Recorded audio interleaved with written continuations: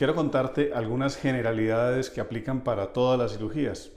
Es muy importante que sepas que la cirugía plástica es una ciencia que está muy ligada también al arte. Por lo tanto, hay muchos factores que están involucrados en el resultado que no solamente dependen exactamente de cómo hacemos el procedimiento, sino también del estado del paciente antes de la cirugía. Y el estado, pues me estoy refiriendo a factores genéticos como la edad, como el sexo, procedencia, el color de la piel, enfermedades previas. Hay una cantidad de factores que influyen en el resultado de la cirugía y que inclusive en algunos casos nosotros debemos dejar de realizarlas porque probablemente nosotros pensemos que puede generar complicaciones. Por lo tanto, es importante tener muy claro que no todo el mundo se puede operar, que no todo el mundo es apto para cirugía y que no siempre los resultados que obtenemos son iguales. Los resultados, además, no solamente dependen de esos factores que son, tal vez podemos hablar de genéticos o ambientales, también dependen muchísimo de cómo los pacientes se cuidan en el posoperatorio. Nosotros podemos realizar una cirugía maravillosa y perfecta, pero resulta que si la paciente no sigue las instrucciones en el posoperatorio tal cual nosotros se las damos, pues los resultados también pueden no ser los ideales. Hay pacientes que en ocasiones presentan una evolución posoperatoria muy atípica, que se ven con algunas complicaciones, y cuando indagamos encontramos que de repente no han seguido las recomendaciones que se le han dado al pie de la letra. Por lo tanto, es muy importante que después de la cirugía sigas muy bien todas las recomendaciones que vamos a darte. Con la cirugía plástica, lo que nosotros buscamos es mejorar algún aspecto que la paciente de repente no encuentra satisfactorio, no está contenta, algo que estéticamente no se ve bien y ciertamente va a mejorar. Pero es importante que sepas que esa idea de perfección que a veces puede existir en algunos casos es difícil de lograr. Nosotros en la consulta te vamos a explicar muy bien cuáles son las reales expectativas que puedes tener del procedimiento para que sepas exactamente qué es lo que nosotros podremos ofrecerte y quizás si tú quieres alguna cosa más, pues de pronto lo pienses mejor porque a veces la cirugía no será suficiente. Vamos a hablar de las cirugías que realizamos en los senos. Hay varias cirugías, vamos a incluirlas todas acá para que pues cada quien de acuerdo con el diagnóstico que nosotros hagamos, pues son diferentes tipos de cirugías, pero vamos a reunirlas durante esta conversación que vamos a tener. Entonces, normalmente en las cirugías estéticas que se realizan en los senos pueden ser para reducción, pueden ser para aumento o puede ser para levantamiento. Entonces, esas son las tres cirugías. Nosotros las llamamos mamoplastia reductora cuando es para quitar tamaño de los senos, mamoplastia de aumento cuando le vamos a colocar y mastopexia cuando lo vamos a levantar. Generalmente cuando se hace una mamoplastia de reducción, o sea, se reduce el tamaño de los senos, también viene implícita la mastopexia, porque no es solamente disminuir el tamaño de los senos, sino también tratar de que quede con una forma adecuada. Y para que el seno quede con una forma adecuada, pues lo que tenemos que hacer es quitar piel y reacomodar la glándula mamaria. Por lo tanto, entonces estamos realizando una mastopexia. Entonces vamos a comenzar hablando por la mamoplastia de aumento, que quizá entre las tres cirugías podría considerarse como la más sencilla. Esa mamoplastia de aumento es la colocación de un implante o una prótesis mamaria que nosotros ponemos debajo del seno de la paciente para lograr un aumento. Lógicamente se hace con mayor frecuencia en pacientes pues, que tienen escaso volumen y lo que quieren es aumentarse una talla o dos tallas dependiendo del caso, dependiendo del cuerpo. Nosotros tenemos que hacer una evaluación para saber qué es lo que la paciente realmente quiere y también ubicarla en unas expectativas realistas de qué sería lo que nosotros le recomendaríamos, porque a veces vienen con unas ideas como de aumentos muy grandes o a veces unos aumentos demasiado pequeños y de pronto el resultado puede que no sea satisfactorio. Es importantísimo entonces tener una asesoría para que nosotros podamos llegar a un acuerdo y ustedes entiendan cuáles son las ventajas de hacerlo de una manera, de poner un implante grande, de poner un implante pequeño. Esta cirugía generalmente tiene una duración que no pasa de las 2 horas. Dependiendo de la técnica, puede que sea 1 hora y 15 hasta 2 horas. Generalmente las incisiones que se utilizan son en la propia areola o en el surco del seno. Esas son las 2 vías más frecuentes por donde se coloca el implante. Y básicamente podemos poner el implante en 3 lugares. Podemos ponerlo debajo de la glándula, o sea, lo único que hay encima es la glándula mamaria, debajo de la fascia o aponeurosis, que es lo que está encima del músculo, una capita blanca encima del músculo, y ponerlo allí, o puede ir también debajo del músculo. El lugar donde se coloca el implante realmente depende mucho de la evaluación clínica que nosotros hacemos a la paciente antes de la operación y la sugerencia que le hacemos. Entonces, generalmente a mis pacientes yo les recomiendo que lo coloquemos subfacial. Ya tuve un tiempo que la estuve colocando submuscular, ya hubo un tiempo que la puse subglandular, pero la verdad es que los resultados que veía a largo plazo pues hicieron que fuera cambiando un poco. Y ese plano subfacial es un plano que muchas veces hay muchos cirujanos que no lo conocen, no lo utilizan, no les parece, pero yo desde que aprendí a hacer la técnica realmente he encontrado grandes beneficios. O sea, logra una muy buena forma, se logra sostener el implante muy bien, casi igual que debajo del músculo, no es tan doloroso como ponerlo debajo del músculo y los riesgos de que se caiga no son tan grandes como cuando se pone debajo de la glándula, porque debajo de la glándula prácticamente lo que queda sosteniendo las prótesis es la piel, que muchas veces en algunos casos pues no es de muy buena calidad. Entonces el implante se coloca en uno de esos 3 lugares. Generalmente lo que hemos utilizado, y yo toda mi vida vengo utilizando, es implantes de silicona. Esos implantes generalmente tienen un recubrimiento que con el paso de los años ha variado muchísimo. Existieron los implantes de superficie lisa, que se abandonaron, muchos cirujanos los siguieron colocando toda la vida. Existen los implantes texturizados, que son como rugosos en la superficie. Esos implantes pues también tienen algunos inconvenientes, pero generalmente funcionan muy bien, depende mucho como del cuerpo de cada paciente. Y existen los implantes de revestimiento de poliuretano. Entonces la verdad es que hay que saber cuáles son las ventajas y desventajas de unos y otros en cada caso. Yo los implantes lisos no los he utilizado, honestamente, no me parece que sean lo ideal. Me han gustado los texturizados y los de poliuretano, que son generalmente estos últimos los que mejor se sostienen, los que menos se caen y los que más se adhieren a los tejidos alrededor.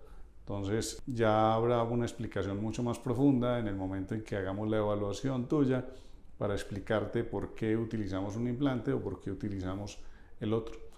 En términos generales, no existe un implante 100% seguro, que no va a pasar absolutamente nada con él y que lo vamos a poder dejar allí toda la vida.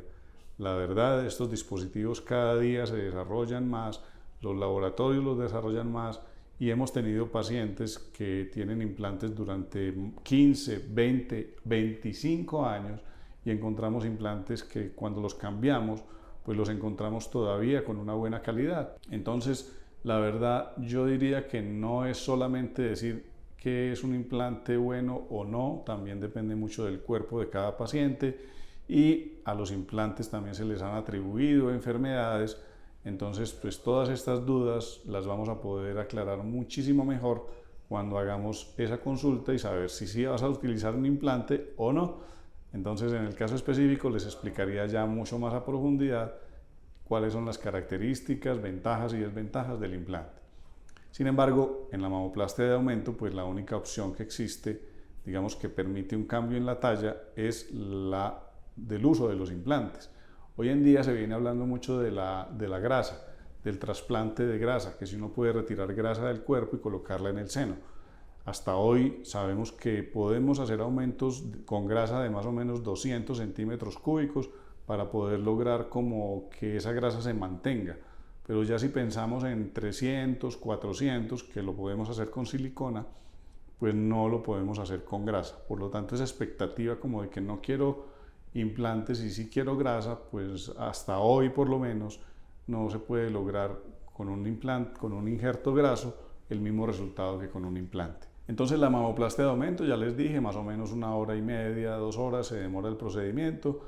Esa cirugía se hace con anestesia general, requiere el chequeo preanestésico, el anestesiólogo va a estar durante la cirugía y yo generalmente les coloco a las pacientes un anestésico en la zona mamaria y también en los espacios intercostales que ayudan que se despierten sin ningún dolor e inclusive en el posoperatorio durante 3 días no sienten absolutamente nada y hay muchas pacientes que prácticamente no utilizan ningún tipo de analgésico.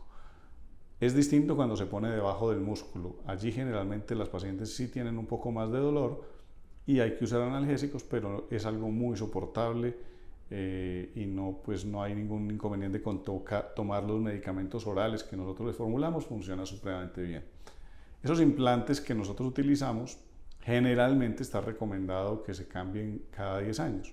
Sin embargo, nosotros les sugerimos a las pacientes que se hagan una ecografía cada año para hacerle un seguimiento y si esos implantes se encuentran en buenas condiciones, pues no vemos una necesidad de que esos implantes sean cambiados. Entonces, es una pregunta que muchas veces nos hacen, ¿cuánto tiempo va a durar la cirugía?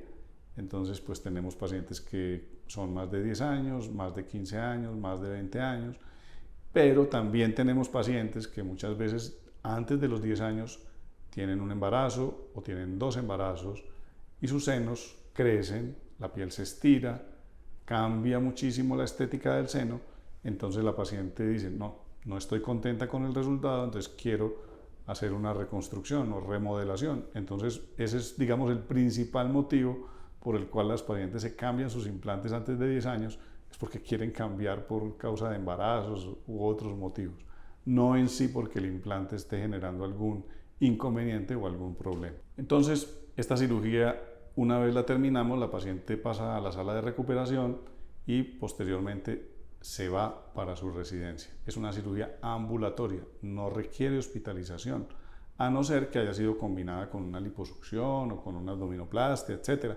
Pero sola, si la hacemos sola, no requiere de hospitalización. El tiempo de recuperación de la cirugía es más o menos de 8 días. Hay que tener unos cuidados importantes con la cicatriz durante el primer mes y nosotros les damos unas recomendaciones para que hasta el tercer mes pues tengan unos cuidados básicos y posteriormente ya es esperar que la cicatriz se vaya desapareciendo entonces pues con el tiempo, que más o menos está en torno de 1 año aproximadamente, 1 año para adelante. Y cada año vemos que cuando va pasando el tiempo se va borrando como más y llega un momento en que se hace invisible. Entonces es una cirugía que realmente trae gran satisfacción cuando se ha hecho una muy buena orientación previa. Sobre el brasier que nosotros les mandamos para utilizar, generalmente les recomendamos que lo utilicen durante un mes. Un brasier especial, posquirúrgico, pero cuando ha pasado de un mes ya pueden utilizar el brasier que ustedes elijan.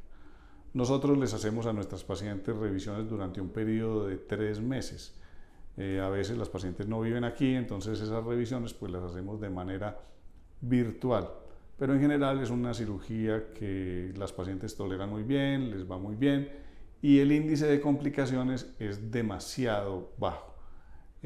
Hablaría de que la principal complicación que existe en esta cirugía podría tener relación de pronto con la sutura, con la herida, de pronto a veces un mal movimiento, una fragilidad de la piel en algún punto que se abra un poquitico.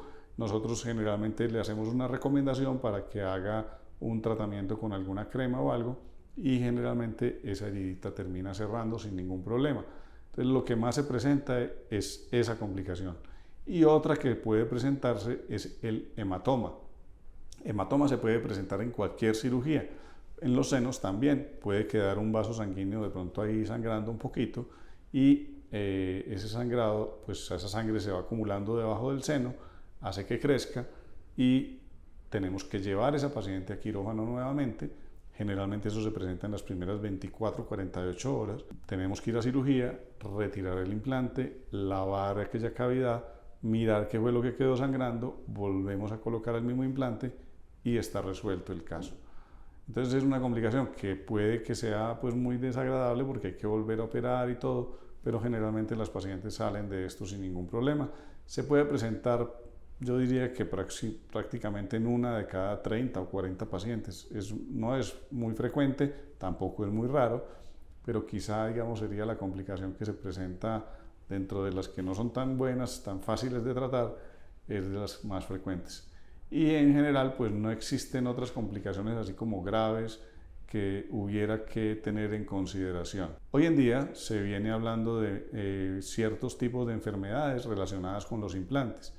Entonces, pues la verdad es que es muy importante que al momento de que tengamos la consulta, pues vamos a hablar de este tema para profundizar un poco más acerca de lo que se trata el linfoma anaplásico, de lo que se trata el síndrome Asia, para que entiendas mucho mejor y sepas que la verdad este tipo de dispositivos, implantes, se vienen utilizando desde hace muchísimos años, la incidencia de estas enfermedades es muy baja, entonces es por eso que hoy en día nosotros continuamos colocando implantes, porque realmente vemos que no hay un riesgo para la población en general de tener este tipo de enfermedades. Siempre hay que hacer un seguimiento estricto del posoperatorio, no relajarse, si hay algún síntoma consultar, pero tampoco tener ese pánico que de pronto podría generar pues muchas noticias que hoy en día se escuchan. Entonces eso en lo que respecta a la mamoplastia de aumento. Ahora les voy a hablar de la mamoplastia reductora. Es una cirugía que se hace para disminuir el tamaño de los senos. Entonces hay pacientes que desde muy jóvenes sus senos se desarrollan demasiado, eso les causa incomodidad en el cuello, en la espalda, en los hombros, tienen muchas veces dolores de espalda muy intensos por causa del peso de los senos. Entonces esta cirugía, pues muchas veces son jóvenes de 14, 15 años, desde ahí ya se empieza a presentar y si es una gigantomastia, a esa edad ya se puede operar.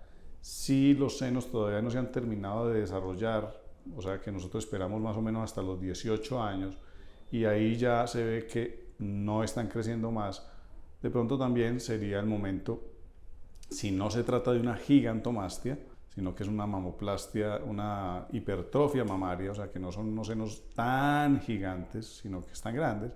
Entonces los esperamos operar hasta los 18 años que ya han parado de crecer, para que no haya necesidad de repente de volver a operar. Porque cuando se es por gigantomastia, muchas veces se operan a los 14 años y puede ser necesario que a los 18 se vuelva a operar.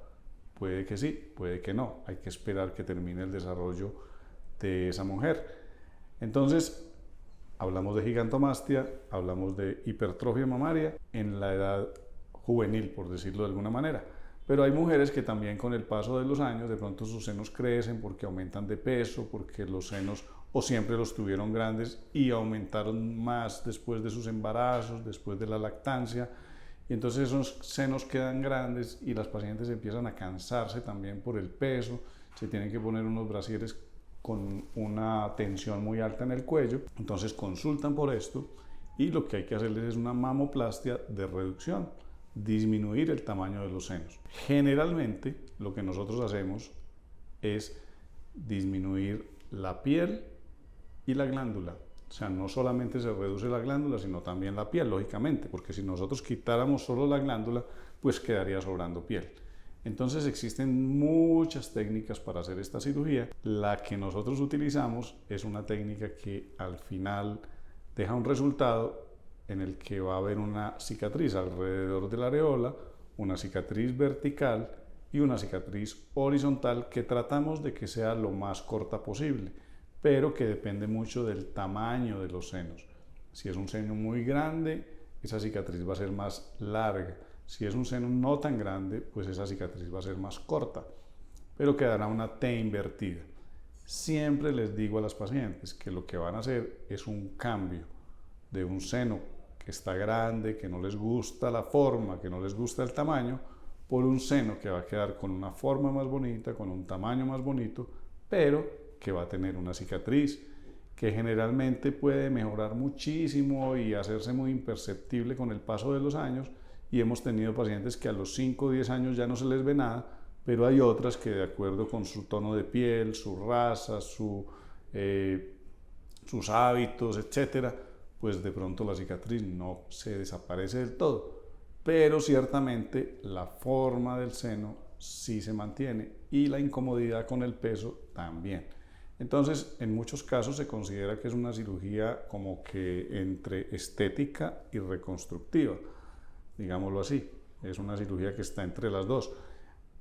Importante que se sepa que nosotros tratamos de hacer la mejor cirugía para cada paciente, y cuando hacemos esa incisión, esos cortes en la piel, pues en este caso, voy a tocar el tema de una vez, esa cicatrización hay que controlarla muchísimo, hay que cuidarla muchísimo. Los cuidados que se les digan a las pacientes, lo del uso del brasier, el uso de los vendajes, de las cintas, de no retirarlas, de mantenerlas durante los primeros 8 días, es fundamental para que la cicatrización sea lo más adecuada posible. En algunos casos puede suceder que la herida tenga una ligera dehiscencia, o sea, que se abra un poquito, porque los puntos en esta cirugía quedan muy tensos. Entonces a veces sí se puede abrir un puntico o dos en algún lugar, y nosotros les vamos a dar las indicaciones de qué es lo que deben hacer para cicatrizar adecuadamente. No siempre hay que llevarles nuevamente a cirugía, es importante que se sepa eso, porque a veces uno trata de corregir una cicatriz recién abierta cuando está recién operada y se abre aún más. Entonces lo ideal es esperar y hacer una cicatrización por medio de tratamientos tópicos, o sea, el uso de cremas o el uso de cintas. Ya nosotros les indicaremos qué es lo ideal. Dentro del seno, pues nosotros, dependiendo del tamaño que la paciente tenga previamente, pues vamos a decidir qué tamaño va a quedar. Muchas veces con la paciente discutimos y hablamos sobre talla, sobre cuál es la talla que quisiera quedar. Entonces, de ese modo, nosotros tenemos un conocimiento aproximado de la cantidad de glándula mamaria que nosotros tenemos que retirar, pues porque hay pacientes que pueden tener en cada seno 1 kilo o 1,5 kilos o hasta 2 kilos de glándula mamaria, y si esa paciente quiere quedar en una talla 34, pues nosotros tendremos que quitar por lo menos 1,5 kilos de cada lado, lo cual implica que quitamos piel y grasa en una gran cantidad, y como les decía, va a sobrar muchísima piel. Por lo tanto, la cicatriz en esas pacientes va a ser muchísimo más amplia. Siempre tratamos entonces de suturarla lo mejor posible, pero vuelvo y reitero, lo más importante es la forma que nosotros logramos como resultado definitivo de esa cirugía y el alivio que la paciente tiene en el peso. Eso es fundamental.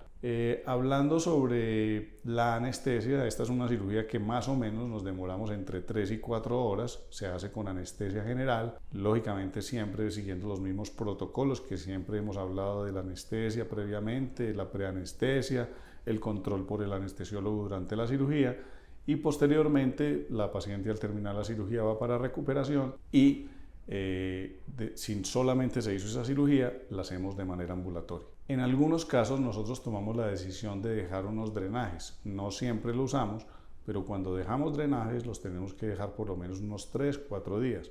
Son un par de mangueritas que salen, de cada seno sale una manguerita, van a un recipiente y este recipiente se va llenando de agua sangre, generalmente el primero y segundo día más, y después ya casi no. Hay algunas pacientes que no drenan nada, y como les decía, hay muchas a las que no se lo ponemos. Cuando vemos que no es necesario, no lo usamos. Hay pacientes que, por ejemplo, en la mamoplastia les combinamos con algo de liposucción en la parte lateral o de liposucción aquí en un gordito que les sale en la axila. Esas pacientes generalmente les dejamos drenaje. Entonces es importante que sepas que no va a ser algo de todas, pero sí algunas van a tener la necesidad de ser usado un drenaje, y eso lo vamos a decidir nosotros en la cirugía. Entonces, ya recapitulando, una cirugía de más o menos 4 horas, ambulatoria, con anestesia general, les dejamos drenajes, les formulamos algunos medicamentos para el control del dolor posoperatorio y antibióticos. El dolor después de esta cirugía generalmente no es mucho. Y hay una cosa importante, y es que también en el tratamiento de la glándula mamaria, no todos los cirujanos hacemos lo mismo. Muchos hacemos una reconstrucción que permite un resultado que parece que tuviera una prótesis mamaria. En algunos casos hay pacientes que nos preguntan si vamos a utilizar implantes y pues nos sorprende muchísimo, pero sabemos que hay cirujanos que quitan mucha glándula mamaria y reconstruyen el seno con un implante. A mí personalmente no me parece que eso sea necesario. Si nosotros tenemos unos tejidos propios de cada paciente con los cuales podemos reconstruir sus senos, pues nosotros deberíamos utilizarlo. Entonces no veo la necesidad de una paciente que se le haga una mamoplastia reductora colocar un implante mamario. Siempre lo hago con su propio tejido. Cuando hacemos entonces la reconstrucción mamaria sin prótesis, nosotros llamamos una mastopexia sin implante. Pero cuando hacemos una reconstrucción mamaria para levantar el seno y usamos implante, se llama mastopexia con implante. Entonces, en ese caso de la mastopexia con implante ya no sería una reducción mamaria, sino que nosotros lo que estamos haciendo es evitando que el seno quede más pequeño de lo que está. Quiero explicarles algo. Cuando nosotros, una paciente nos consulta porque su seno está caído, muchas veces no está grande y al levantarlo va a quedar más pequeño. Entonces nosotros le sugerimos que se utilice un implante que se puede utilizar para mantener el tamaño, si es un tamaño pequeño, para que no se reduzca, o quizá para aumentar un poquito. Entonces ese uso de ese implante en ese caso le va a dar un mejor escote a la paciente, se le va a ver mucho mejor el clivaje en la parte central, puesto que muchas veces al hacer solo el levantamiento sin usar el implante queda todavía muy aplanado.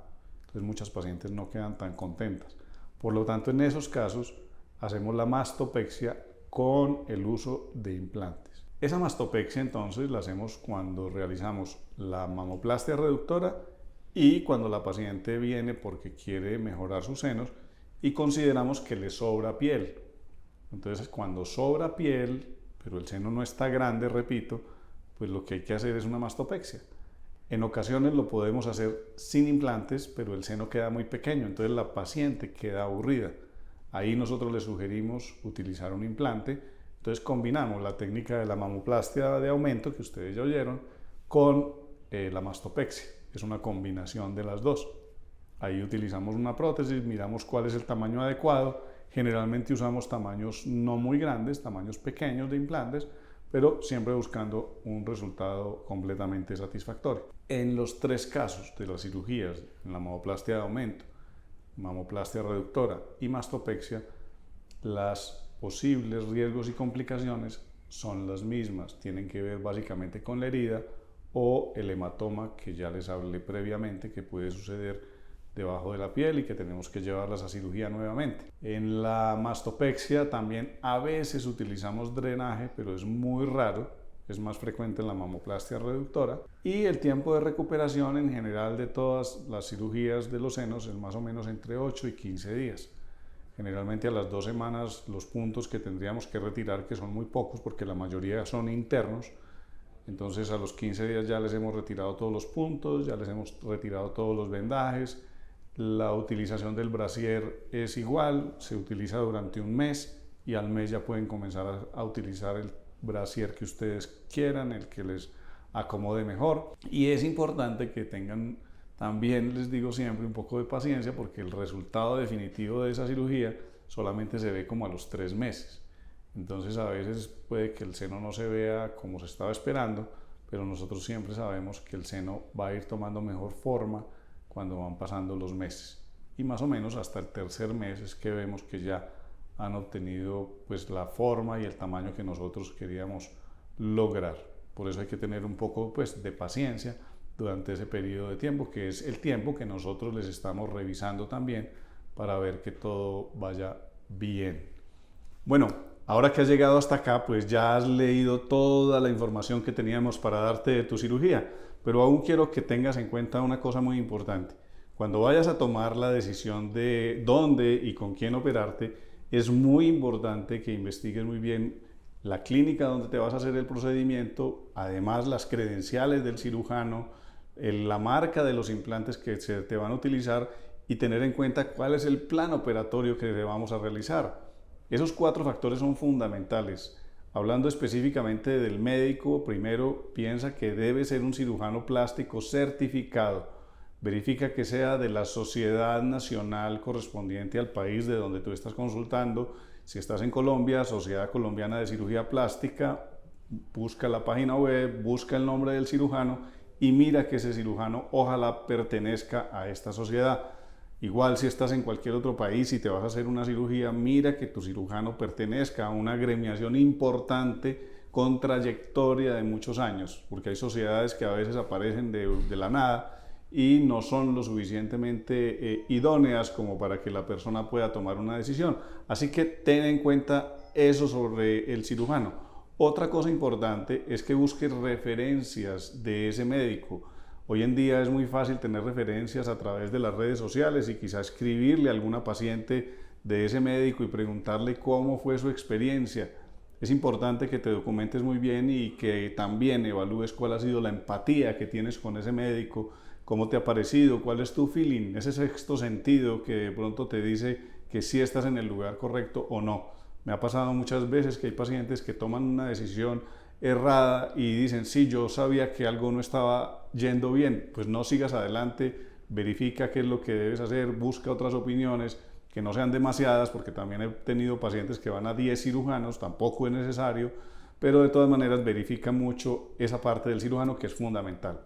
Segundo, verifica muy bien también la clínica, también puedes investigarlo por internet, mirar el nombre de la clínica, si realmente cuenta con los certificados de la Secretaría de Salud del departamento, del país, del municipio, si tiene alguna certificación. Es importante saber si esa clínica cuenta con todos los avales para poder realizar procedimientos de la envergadura que se te va a realizar. Si tiene de repente hospitalización, sería interesante para procedimientos que sean más extensos de 5 a 6 horas, es importante que tenga hospitalización, eso es bastante valioso. También mirar que realmente cuente con todos los recursos a la mano para atender cualquier emergencia. No es necesario que la clínica tenga cuidados intensivos, nosotros realmente en cirugía plástica no es un requisito, sí lo es para cirugías de cráneo, de corazón, otras cosas, pero para cirugía plástica no es indispensable. Entonces verifica muy bien el tema de la clínica, pregúntale a tu cirujano si realmente esa clínica tiene trayectoria, tiene los certificados y así vas a estar mucho más tranquila. También esa cita preoperatoria en la cual se hace una evaluación que puede ser virtual parcialmente o presencial, es importante también que veas que hay un plan, que en tu cirugía se ha elaborado un plan y te han dicho realmente eres idónea para hacerte la cirugía porque tus exámenes han salido bien. O sea, realmente que te hayan hecho una evaluación médica, no es solamente decir, me quiero operar esta parte de mi cuerpo y el cirujano me dijo sí y ya vamos para quirófano. No, hay que hacer unos exámenes, hay que ver si el paciente está adecuado para hacer la cirugía, si es el momento adecuado, porque a veces hay alteraciones de pronto familiares, sociofamiliares, culturales, que pueden estar afectando emocionalmente a una paciente y no sería tampoco el momento idóneo para realizar una cirugía. Entonces, ese plan operatorio que se hace y que permite decir que sí se va a hacer la cirugía o no se va a hacer la cirugía es fundamental antes de tomar cualquier decisión. Por lo tanto, espero que al terminar de leer y de ver este video y de leer todos los documentos que te hemos enviado, pues tengas la suficiente información para tomar la mejor decisión y que todo en tu cirugía sea un total éxito. Espero que si tienes interés, te ha gustado este video, pues nos sigas en nuestras redes sociales, tenemos un canal en YouTube, tenemos también nuestra cuenta en Instagram, donde generalmente le respondemos las inquietudes a nuestras pacientes, nos pueden escribir, nos encuentran como Dr. Ges, Dr. Ges con J. Nos van a encontrar allí, somos un equipo, no soy yo solo, yo soy Juan Esteban Sierra, pero además contamos con un equipo multidisciplinario de otros colegas que también están dispuestos y listos para realizar intervenciones quirúrgicas, para apoyarnos en el preoperatorio y también durante el posoperatorio. De modo que si estás pensando en operarte, tienes dudas, inquietudes, preguntas o quizá quieres dejarnos algún comentario, pues no dudes en hacerlo en esta publicación. Vas a Instagram, también puedes hacerlo allá o en nuestra página de Facebook.